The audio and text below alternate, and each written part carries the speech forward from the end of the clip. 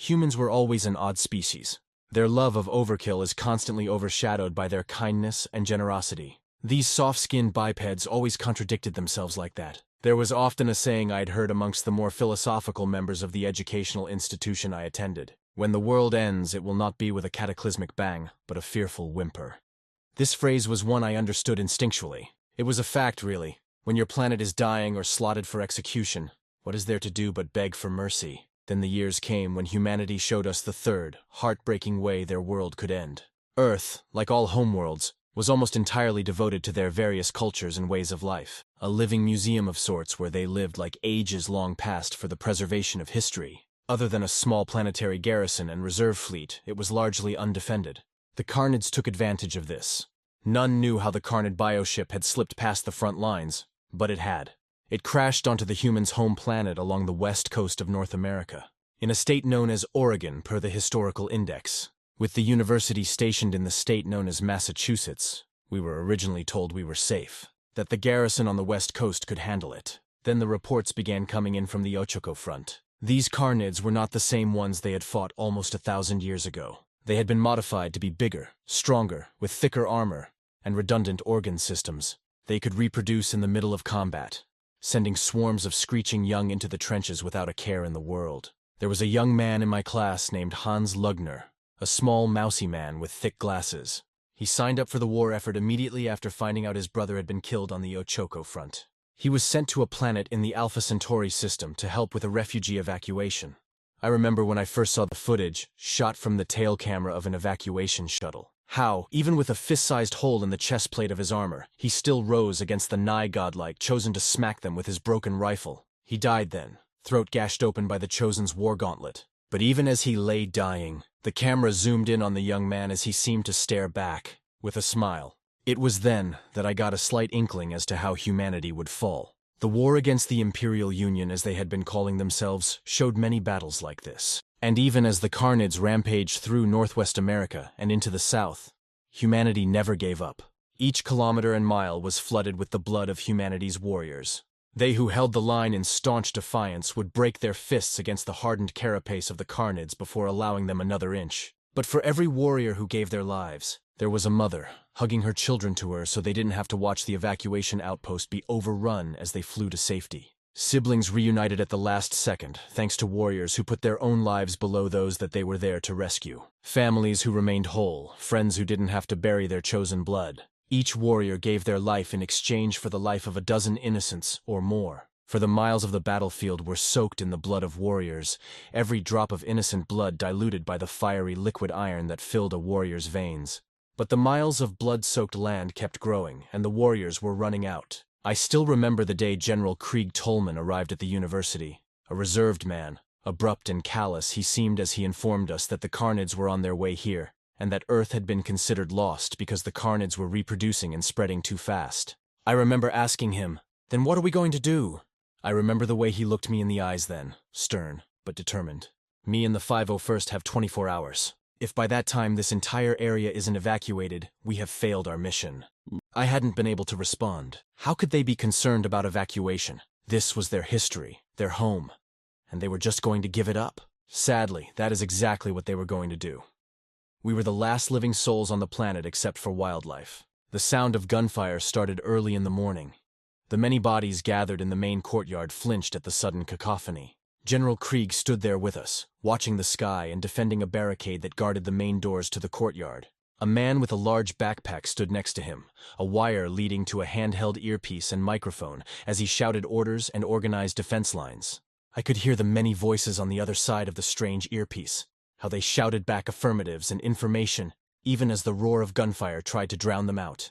It wasn't long then that we heard the heavy thump of artillery fire and the crackling rumble of explosions. The first shuttle arrived perfectly on time and took half of us civilians away in one trip.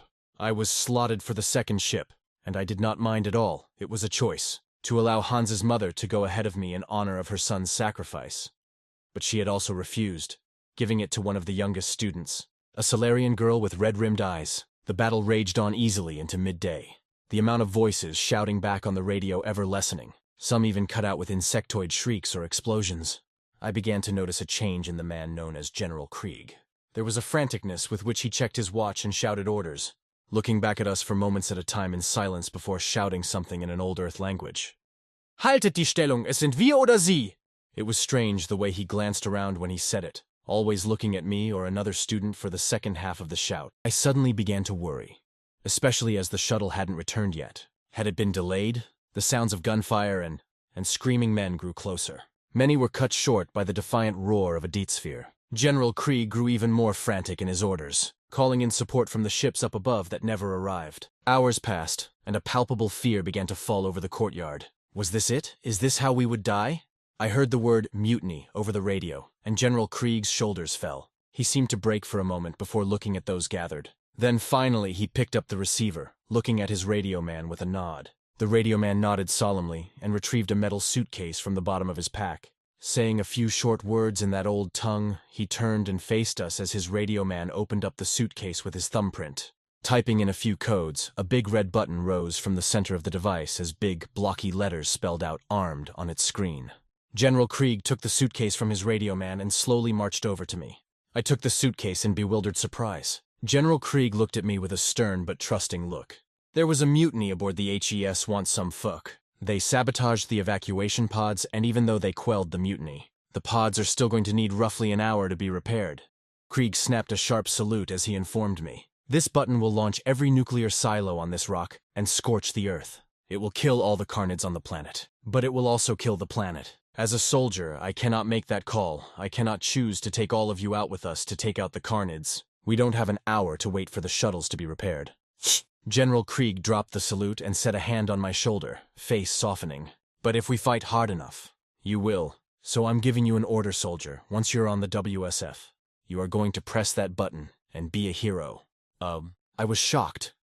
But General Krieg didn't give me time to protest as he marched over to his radio man and shouted 3 words. Hold the line! For a split second, I saw a figure standing next to the human general. A massive, red-skinned rallet in worn armor, proudly if sadly, set their hand on General Krieg's shoulder. I blinked, and they were gone. But the sounds of battle renewed, the gunfire multiplying in intensity, as something was heard, even louder than the roar of gunfire and explosions, heard even over great distances. Hold the line! Then louder. Hold the line! And then, like the roar of a cornered beast, it rose from all around us. Hold the line! Hundreds, if not thousands of voices crying out the same words in unison. The cataclysmic roar of gunfire was a symphony to their song as General Krieg moved his men into a defensive formation around us. But even as the cry had swelled, it began to fade. Voices and guns fell silent. The sound of chittering and screeching bugs finally reached our ears as we heard the front of the building crash inward. General Krieg dropped his radio and hung his head for a moment. I held the suitcase in my hands like a leaden weight as I watched him shoulder his M40 carbine and pointed at the doors. Then I heard that gracious rumble from on high and looked up. General Krieg did the same, a soft, relieved smile on his face as a chuckle burst from his chest. The shuttle alighted on the pad less than a minute later, just as the heavy doors began to pound and shake. General Krieg turned and saluted me just as the doors burst open and a swarm of Carnids flowed towards them. He turned back around, letting out a manic roar of laughter. "Show 'em what you're made of, boys!" The sound of gunfire was deafening in the walled courtyard, as the tide of insectoids was physically pushed back by the hail of lead the human warriors unleashed. Working in 2-man teams, the stream of fire was never ending. When one ran out, they crouched down, allowing the man behind them to fire while they reloaded. The bodies of the armored bugs piled high as I was finally loaded onto the shuttle next to Hans's mom. The old woman stoically held back tears as the shuttle door closed behind us. I couldn't bring myself to look through the porthole as we lifted off into the sky. In less than 10 minutes, we were on the WSF. An officer brought me to the bridge where the captain was still talking with General Krieg somehow, but in a low, subdued tone. "Is my new recruit there yet, Adams?" The captain looked at me and gestured for me to speak. "I am here, sir." There was a happy chuckle from the man, though it was raspy and quickly devolved into a cough. "Guess these bugs are smarter than we thought. By the time they got to me, they must have realized that we weren't meant to survive. They're tearing the place right up." I was frozen with fear and awe at the man, about to ask for instructions when he answered my unasked question. "Don't even think about asking if I need a shuttle, kid. I got some rebar sticking through my chest right now, and the stars have never been brighter." He trailed off in a chuckle before smacking his lips and softly sighing.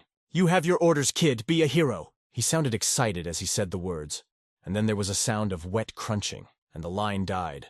I looked up at everyone, and they looked back. Then, I gazed out at that pale blue marble, darkened by the moon, and with a heavy heart, I pushed the button, understanding now that humanity's fall would not be with a whimper or a bang, but a bloody smile and the last laugh. General Krieg's soul sat atop the roof of Harvard University, staring at the sky with his men as new stars rose into the sky on trails of smoke. Clinking the brown bottle in his hand against the one in the hand of the being next to him, he sighed happily.